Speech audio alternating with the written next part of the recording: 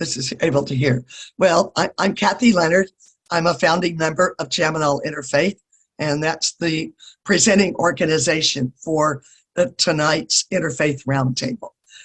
We're really delighted that each of you chose to join us for this special evening. You have met Todd Humphrey, Reverend Todd Humphrey, who is our Zoom master. He's really helping to make these Interfaith Roundtables online very possible. And he will come back, join us later, and give us some more instructions. Tonight's session is learning what you don't know, learning what we don't know. It's the second of 3 monthly online roundtables, all of which under the overarching theme of living in the spirit of love, which I think is very appropriate since tomorrow is Valentine's Day. Chaminade Interfaith, for those of you who are new to the organization, was founded after 9/11 to give folks from different backgrounds and religions an opportunity to meet with each other and through conversation and education to create peace, harmony, and understanding. And over the past 20 years, we have held 3 major interfaith conferences. We've held town hall meetings, peaceful pairings, picnics, and potluck dinners, always with a focus on dialogue. This past year, as part of our 20th anniversary celebration, Chaminade Interfaith created a documentary video, Rising from the Ashes, which was actually selected to be part of the Fort Lauderdale International Film Festival last November. And it's currently available on the homepage of our website.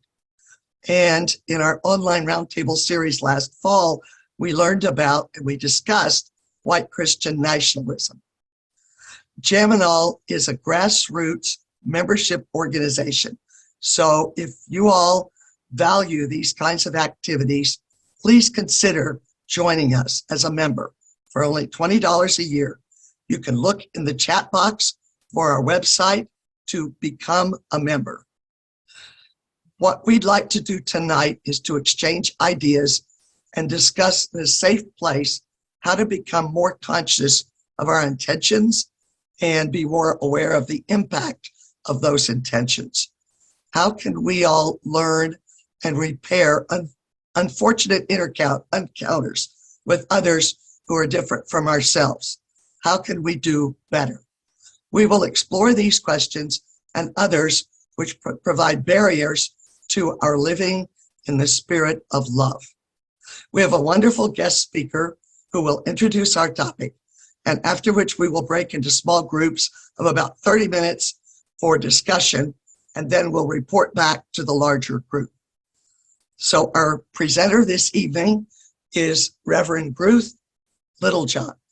Ruth is an ordained religious science minister, and she founded the Center for Spiritual Living in Virginia Beach.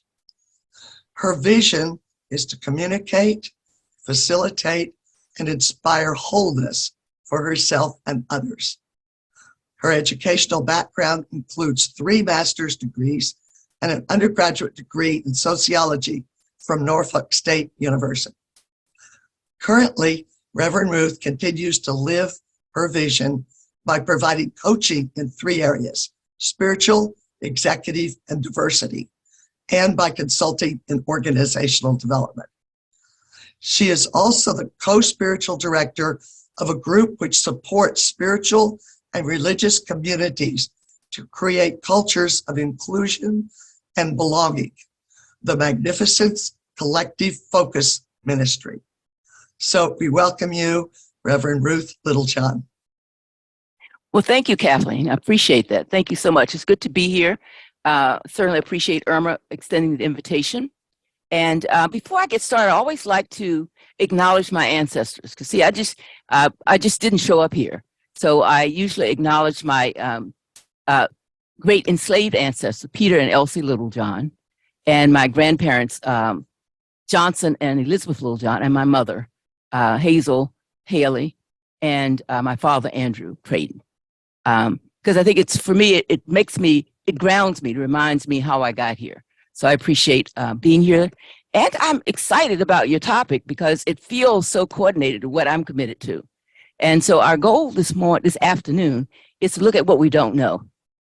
And one of the ways I think that we find out what we don't know is that we're willing to ask and to be open. And so we will have some experience in doing that. So my sense is after we finish, you will have some experience in what do I do when I ask the question and the feedback I get, I'm not quite sure what it is.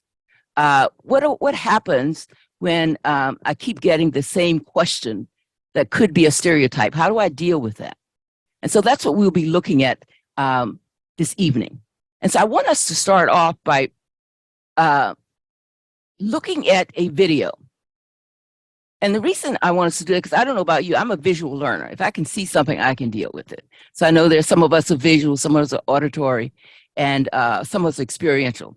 So I'm going to start with us talking about when you and I talk about the other, and when we say the other, we're talking about people who are different. We want to give, what's the impact of that when we're talking to people who are the other? What does that look like? And so our topic this evening is going to be intent impact. And so Todd is going to put up the first slide, which reinforces that.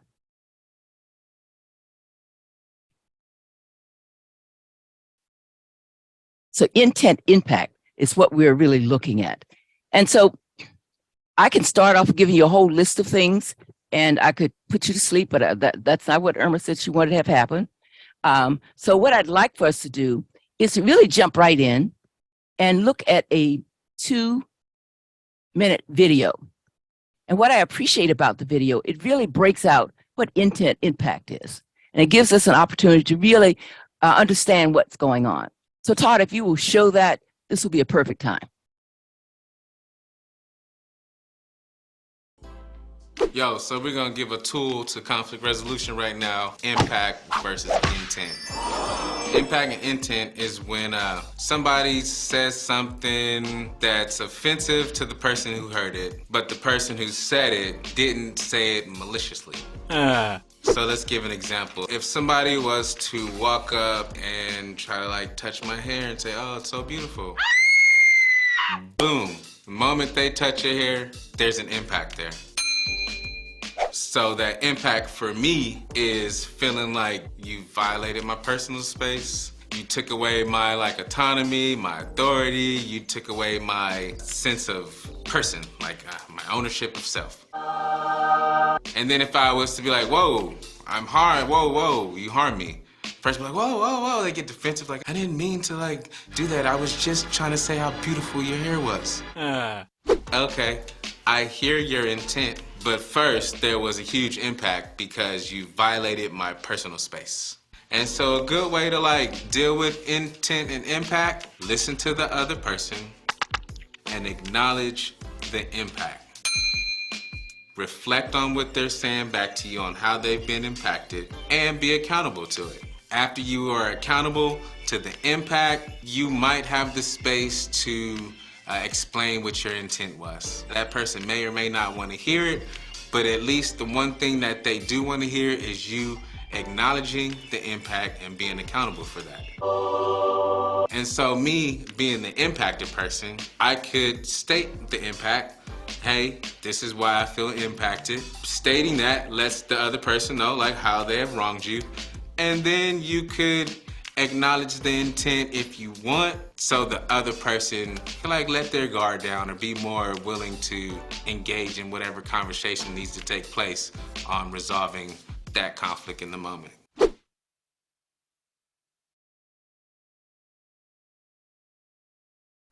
Okay, short, very short, intent impact. And so what I want us to just go over the terminology so we have a sense of how we're going to be operating. We talked about impact. Impact is it made a difference for you. It might have made you feel uncomfortable, might have pushed you out, violated your, I think he said it violated his comfort zone, his space. So intent is what you and I think we're doing. You know how we say, well, I was just trying to be nice. I was just trying to be helpful. So intent is what we think we're doing. Impact is the force field that happens when we contact or we collide with someone. So that's the impact. So just as this person talked about coming up feeling their hair, we're going to talk about what was the impact of someone pulling on your hair and what was the intent. So that's what we want to look at, because we talk about what we don't know. Many times I find I don't know and we don't know what the impact is. I can tell you what my intent was, but I don't know what the impact is, because I know back in my day, they used to say we do something called assume. Guys, anybody know what that does for you and I? I see some smiles. Some people do know what that is. Well, the big word is assumption. We make assumptions about what it meant. And so what we're saying is, in order to get a sense of what we don't know, let's ask. And the good news about your group, you've created a safe space to have connection and education and harmony and peace. And so that means you can sit down and you can have these conversations and be open. Now, what it does mean for those of us who are willing to have these conversations, we've got to give up being right. We've got to give up having the last word. So those are things that we have to sort of let go of. I'm sure that's not an issue for anybody online, right? So those are some of the things we just want to keep in mind. So let's talk about how to unpack this. Because when we have these conversations, the next thing we want to do is repair. Okay, we've had this conversation. Now, how do I repair this?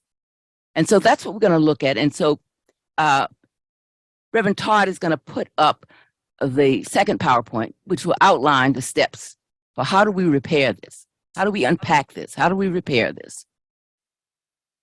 And the first thing in unpacking it is we want to notice what the impact was. In other words, notice what the impact was. So what that could sound like is it could sound like the receiver saying, the young man with the hair that was pulled saying, can we pause a moment? I'd like to go back to the place where you touched my hair. And so now the other person is noticing the impact. And what he would say was, what the impact for me was, when you touched my hair, I felt violated. I felt like you had taken away my ownership. So that was hearing the impact. Now, you notice we have not said what the intent was. Most of us want to say, well, I didn't mean that. I didn't mean that. And what we're saying right now, don't go there. Because there are many of us who think that what our intent was is a major piece. And what we're saying here, the thing we don't know is what the impact. And so you want to hear what the impact is. And he talked about his space being violated, him feeling like it took away his ownership. So now the next thing would happen is you want to acknowledge, as the person who pulled the hair, you want to acknowledge that there was an intent, but you also want to acknowledge what the impact was. So you might say something like, I heard you say that you felt violated when I took ownership, and you felt like I took your ownership when I touched your hair. So that got my attention. So this might be the conversation you're saying. I hear, so you want to let them know you heard the impact. And so you might ask, do you mind if I ask you more questions so I can better understand? Now, the person could say no, they could not want to have anything else to do with you. And that's fine. You can thank them and move forward. But if I can get more information, one of the things we do for checking understanding, we ask questions. So I might ask this young man, what else did you feel? How similar is this experience for you? What would be helpful for me to do right now? So it means that I'm listening. So that's the second piece. And the third piece is acknowledge the intent. So you might say something like, do you mind if I tell you what my intention was? And sometimes people are a little pissed. Well, that's a spiritual word, pissed off. They will say no. And that's fine, because it's not, for them, it's not that important. But you always want to check. So basically saying, is it okay if I tell you what my intention was? And let's say they say yes. So, well, I really wanted to get your attention. That's why I did it.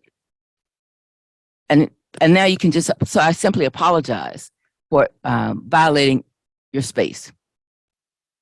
So you've noticed the impact. You heard what the impact was. And then you ask if it's okay to share your intent. And the power of this is that many of us feel that our intent, what I intended to do is the most important piece. And what we're saying that we don't know is, we don't realize that the impact is the piece. that's real important, because we don't want to continue to have that impact over and over and over again. So noticing the impact, hearing the impact, and acknowledging the intent. So those are the ways that you and I can start to repair a conversation. So, okay, thank you, Todd. I think everybody has that memorized by now. So those are the three things we want to continue to do, is to be willing to be open to ask people, so what was your intent? And so we'll talk a little bit more about that, because what happens is, particularly when we are dealing with other people of different races, culture, religions, there's a way that we touch into stereotypes. And there's a word, I'm sure many of you have heard this word. When we hear stereotypes over and over again, they call them microaggressions. How many have heard of microaggressions? Yeah? No? Maybe so? Okay. And so that's the piece when we continue to say things to people over and over again that frustrates people. The word microaggression was coined by a gentleman out of, I think it was at Harvard, Chester Pierce coined the word microaggression, and a lot of research has been done about it by Win Su. So it's a statement of action. It's usually it's discriminatory, and usually it's something that's said to people who are members of a marginalized group or a minority. And so some examples that you hear is, you speak so well. I hear that a lot. You're so articulate. You don't look Jewish. Where are you really from? Well, that's so gay. What is your sexual preference? So those are some of the things you hear over and over again. There's one of my favorite cartoons that I show around this sometimes is one that there's a bee, and every time someone says one of those, a bee bites them. So you can imagine if a bee was stinging you every time somebody asked me, tell me how articulate I am, or can I touch your hair, or you don't look Jewish.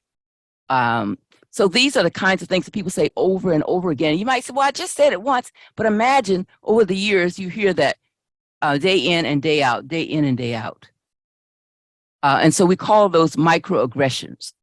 And so one of the ways we can deal with those is similar to dealing with intent impact. I find that, for instance, one of the favorite one I get is I see people when they come next to me, you can what I call create boundaries. So I'm an interrupter. So I see when people see me, the first thing they want to do is touch my hair. And I say, I bet you want to touch my hair, don't you? But I'm gonna ask you not to do that. How about that? Yeah. With a smile. So then they don't get to do that. And you say, well, Ruth, what's the difference in that? It is all of these things that you and I accumulate impact our mental health. These are things that it's sort of like just a drop, another drop. It reminds you of experiences that you had that might have been traumatic experiences. And so your goal is, how can I interrupt those without being overly offensive? So I suggest there's several ways we can do around the intent impact. One of the things I often say is,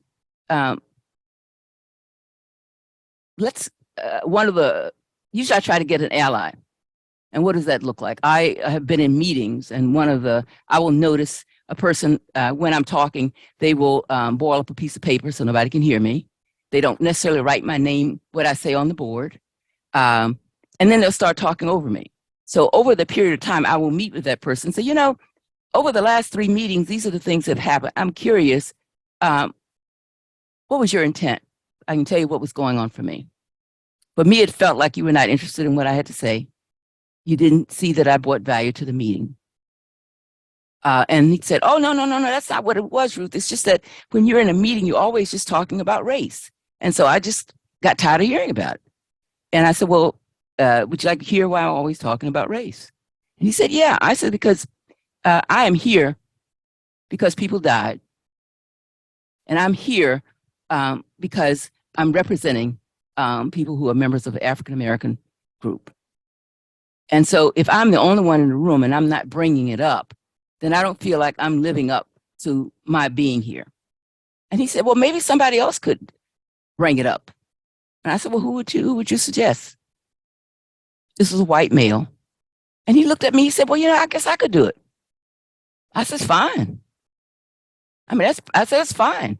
And so what we agreed on, because we wanted to have a relationship, is that in 2 weeks we check in to see how that's going. And so there's a way that, yes, I could have continued to do that, or I could have closed down. However, finding an ally, somebody else who's willing to do it, is really powerful. So that's another way that we can work with what we call microaggressions. And sometimes you have microaggressions, you don't have to say anything. Sometimes you can just say to yourself, because this stuff can wear you down. Can you imagine every time somebody says something to you that you have to say something? Do you know how much energy that is? How much time that is? How frustrating that is? How much trauma you're taking in? So sometimes you can just say, well, in your mind, I see that person has a problem, and you just move on. So that's something you're saying to yourself. Or you could have a conversation with the person. And the reason I'm saying this, because these things happen so frequently, I think if you put yourself out every time, you're causing mental health issues, I believe. And so we're looking at what is the intent and what is the impact. So some of these things have historical meaning. For instance, the piece, one of the things that we run into a lot is people wanting to feel our hair. And it has historical input. And what do I mean by that? Back in enslaved days, when slaves were brought to town for sales, the potential owner would look at their teeth, look at their muscles and their bones, and they would feel their hair to see if they had any bugs. Now, many of us don't remember this. That's not what we're thinking, but it is property. When you're property, then you want to touch it out. Touch it. Remember the young man was saying he was feeling violated? Yeah. And so we might not know that, but that somewhere lives in our soul and in our body. And so those are the kinds of things that happen. So when somebody says to you, well, you don't look Jewish, what does that mean?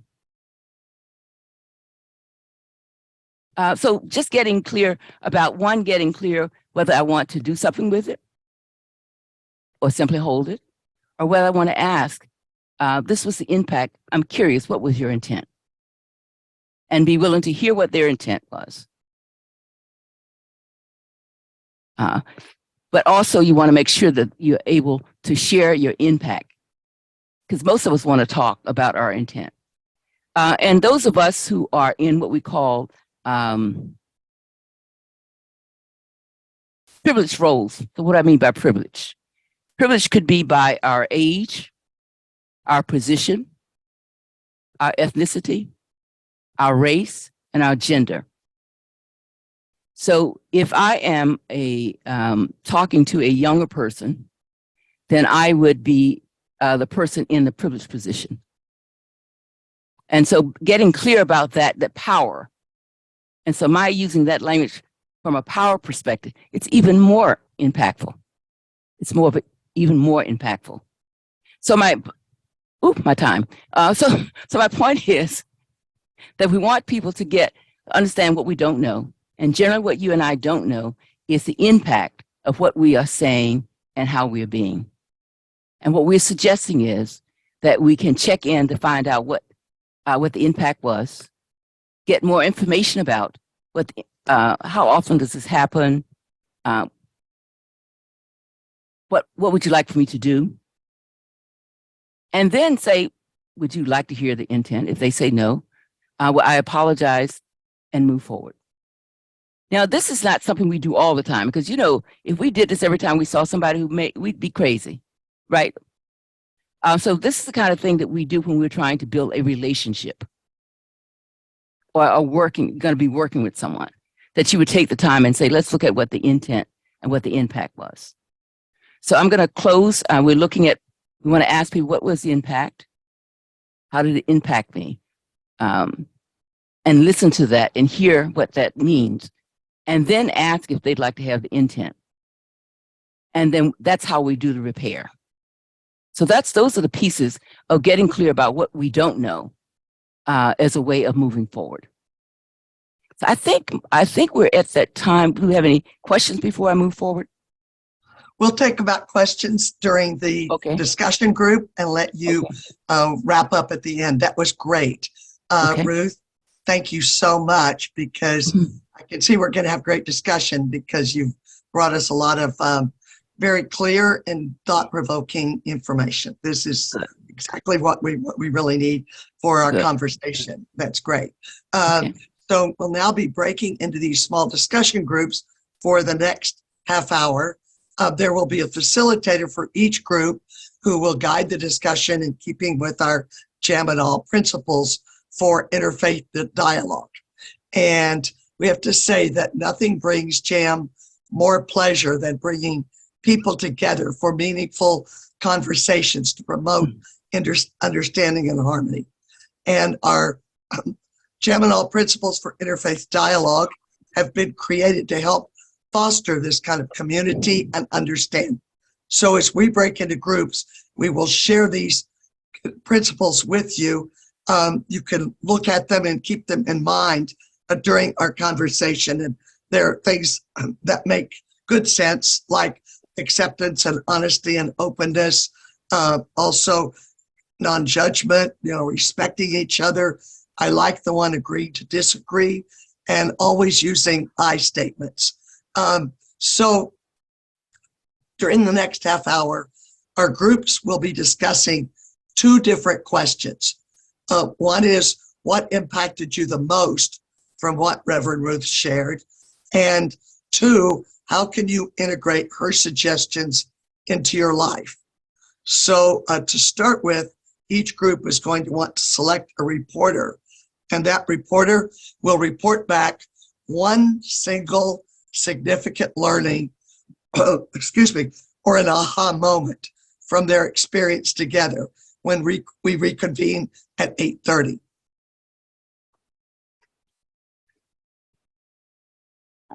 So we ask for your patience right now, as everyone will now be invited into a small group. And Reverend Todd is going to put on each screen a number, which is the number of your group. And to join your group, you will simply hit join. Now, does that cover it, Reverend Todd? That just about covers it all. Except it's not going to have a number this time. I've actually named the groups with the facilitator and the facilitator's name.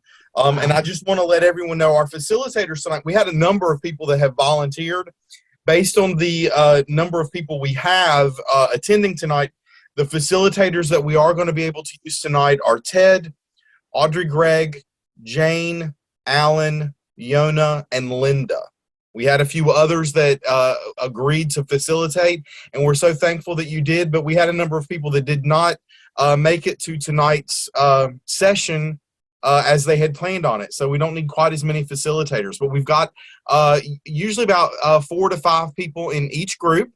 So I'm going to go ahead and open up those rooms right now. And just again, because sometimes we have to hear it twice, you're going to pick out a reporter, as Kathy instructed us, and you're going to pick out one aha or one really thought-provoking idea that came up in your discussion group to report back to us. So now, looks like we're all back now. So, hey, friends, welcome back. I hope you had a wonderful conversation and lots of things to reflect on with this incredible presentation that we had tonight from Reverend Ruth Littlejohn. And so let's get started and have some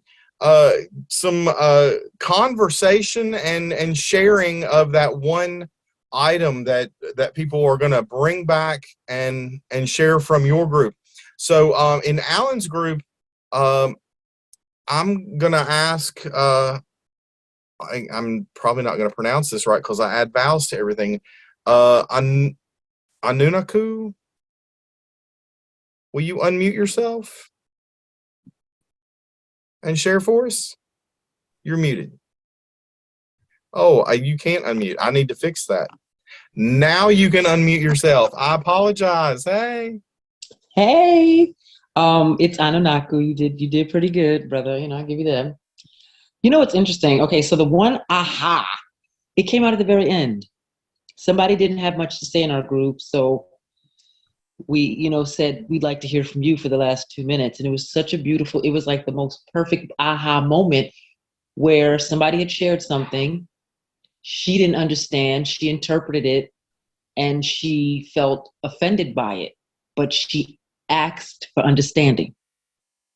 And so that happened at the end of our group. So to me, I was like, oh, that's it right there, because sometimes if you want to know, you need to ask, if you're not clear, instead of just walking away with whatever you interpreted it as, or you felt some kind of way, and you're just going to leave it, and all that get an understanding. So I thought that was a really cool moment in dialogue, how that ended up happening. A lot of things said, but I think that was the aha. I don't know, is everybody in our group, is everybody good with that? Where my people at? Come on. Good job. Good job. That was fantastic. Good summary. Sometimes it's the unexpected.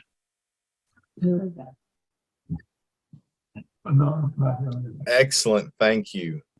All right, friends. I am going to ask that you keep yourself muted unless I ask you to unmute you so we can share. And our next person that we want to invite to share is Irma. Irma, you're going to report from your group, I understand. Will you unmute and share with us?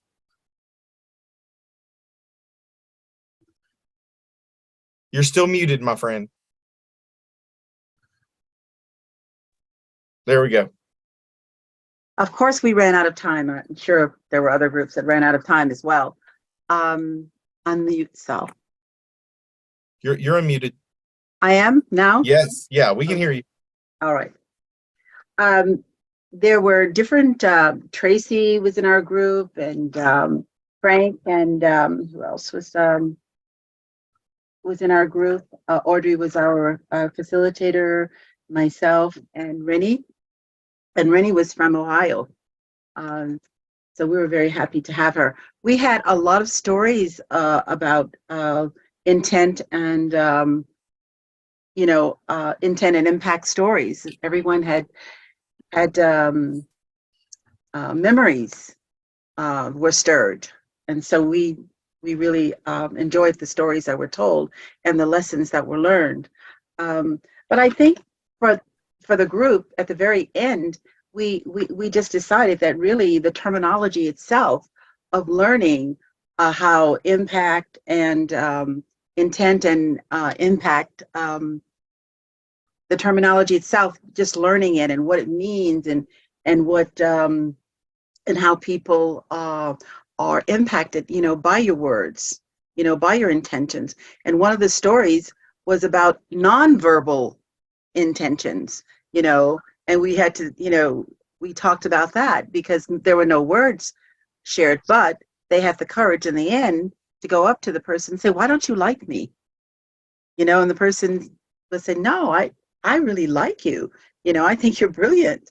And so, nonverbal language, that they were getting from the other person that said, hey, that person doesn't like me and I don't know why they don't like me, And of course you can imagine many things that, occurred to them in their minds, why that person didn't like them. But I think it was the terminology itself that we learned, the language of impact and intent. And now we know.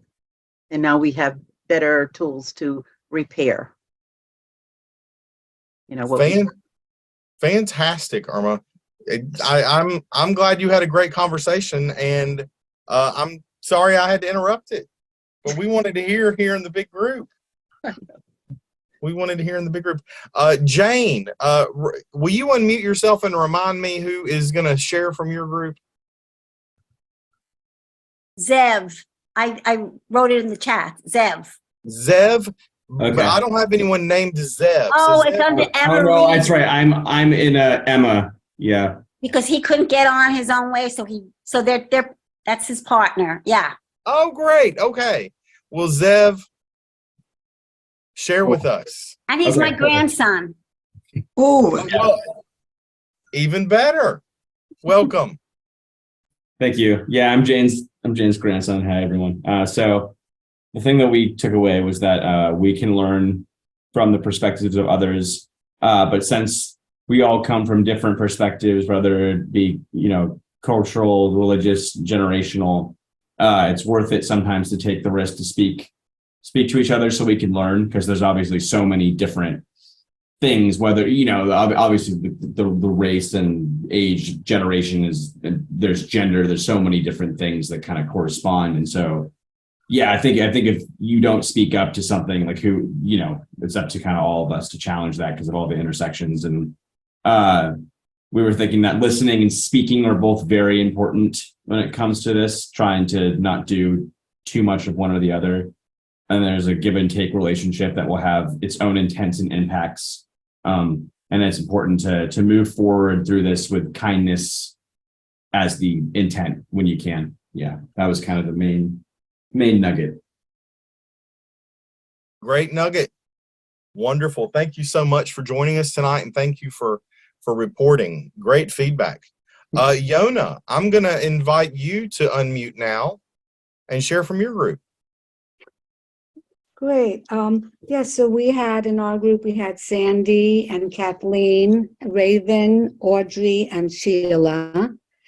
And we were talking about how important it is to have a holy space that in order to be able to communicate intent and or to even ask for, to communicate impact is what I meant to say, or even to ask what the impact is and to be able to have that conversation.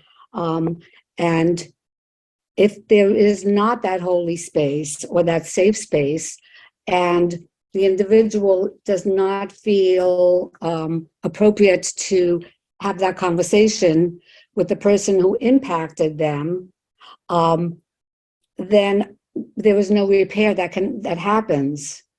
And without that repair, unfortunately, that person then is left with having to heal themselves, because that impact hasn't been able to be expressed and repaired.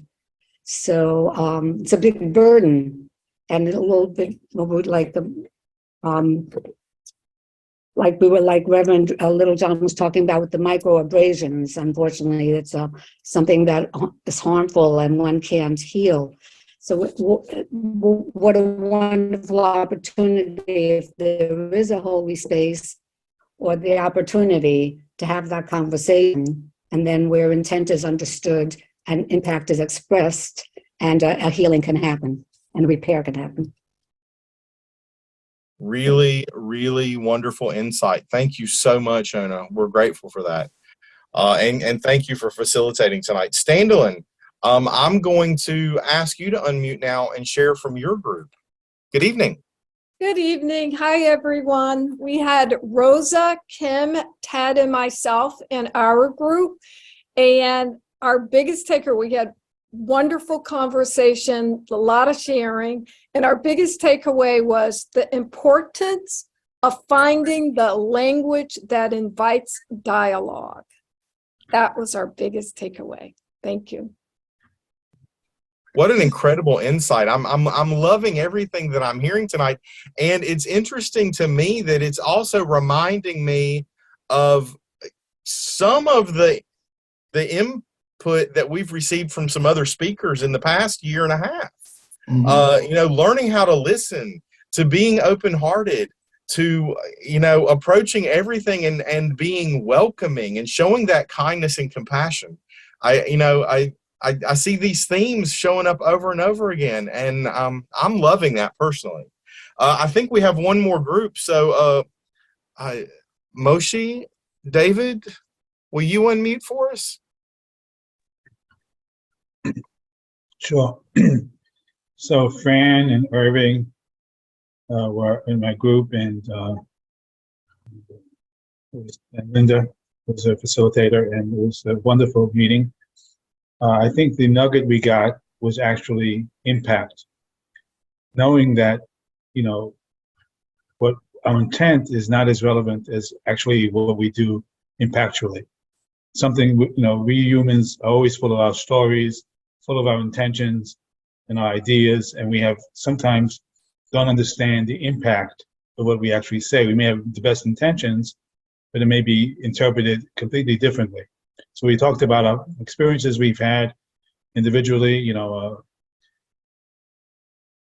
some people had, as kids, had experiences that their friends didn't know they were Jewish, and they said anti-Semitic things, and then the person would say to them, you know, I'm Jewish, and all of a sudden they like shut up, you know, about it and so on, and they kind of realized that they went down a bad road. So some of these impacts that we have are lifelong. We get insulted as kids or whatever it is, and we live with that insult. So we took the nugget is that we all have to be more attentive to the fact that we are impactful in what we say, what we do, especially these days. Fantastic. You guys really did have some great conversations. I'm grateful that you all showed up and were willing to listen and find that way to have that dialogue tonight. Kathy, I want to invite you back, and we need to bring Reverend Littlejohn back, I think, as well. Yes, I share your feelings about not only the importance of these conversations, but how they tie in with what we've been doing in these roundtables for the past year and a half. And I will now turn it back to Reverend Ruth and let her just wrap up sort of the discussion and the topic for the evening with our thanks. Reverend Ruth, you are still muted. I need you to unmute again. I apologize. Is that better? Perfect. Okay, great. Yeah. So it was great to hear the report outs and how engaged each group got into looking at intent and impact. And the things that, there are a couple of things that stuck out for me. One was around creating a holy space to have these conversations. And one of the work that I do now, I was sharing with Reverend Todd, is my business partner is a white transgender person. And I partner with them so that when we have a group, we all meet together for the first hour. And then the second hour, they work with the white people and I work with the people of color. And we call that a safe space, because there is something about being able to be in space where you can say what you can act as unknowledgeable and say whatever you need to say. Because once you get it out, it gives it a chance to get corrected or impacted. And so finding holy space, we call it having internal group work. And some people get very ticked off about that because they say, well, Reverend, isn't that like segregation? I said, well, we're going to integrate and segregate and bring ourselves back together. But it's having that safe space where you can say, well, I really didn't know that. Well, I don't know what you're talking about. It's a freedom to just say what you need to say. So that's one of the things I heard, and I certainly encourage that when we talk about holy space. And it doesn't, like it's not our whole session, we just set up time. So that's one of the pieces I heard around that, what I thought was really helpful. The other thing that the listening piece, I know I saw one of your tapes around listening is real important. One of the exercises that I sometimes use with listening, after someone is shared, I ask someone, everybody in the group, could you now connect with that person? And so you might say, well, you know, I really resonated with you when you said this, or that really touched me. So that meant I had to listen to your story in order to be able to hit that. And the reason for doing that, in our country, in our culture, in our country, we are usually taught to listen so that I can speak next. So that means many people don't get a chance to be heard. And that's how we become visible, when we're heard, when we that exercise. So the listening, I thought was real big that people brought out. And the fact that some people really could get in touch with some of the intent impact. The piece that I would say about, I think it was Moshe David who talked about that this information coming from childhood, it's called, we internalize that. So those things that happened to us early are like little seeds that go into our soul, and they're still there. So it is finding ways, if you have children or grandchildren, finding ways to have that conversation. My last story closing is, my mother, when I was 16, mothers do the best they can, showed us the jet with Emmett Till's body in the middle of it. And what she said to us at that time, don't ever go anywhere where you're the only person of color. Where 30 years later, I'm in Telluride leading a group of white colleagues, and I get this knot in my stomach. I asked the woman, was there any other people of color registered there? She said, no. Did they work there? No. I was the only person. And for a week, I had that knot in my stomach. I didn't know what it was. It took 2 years in training to get in touch with that picture at 12 was still in my spirit. So as Moshe was saying, David was saying that these kinds of things that happen to us, finding a safe space for people to have those conversations. So those were the things I heard that stood out, along with some of the other conversations. In terms of recommendations, I love that you guys have Speak From I. Because when I'm speaking from I, I'm not saying they, them, and I'm being accountable. So holding people accountable, speaking from I.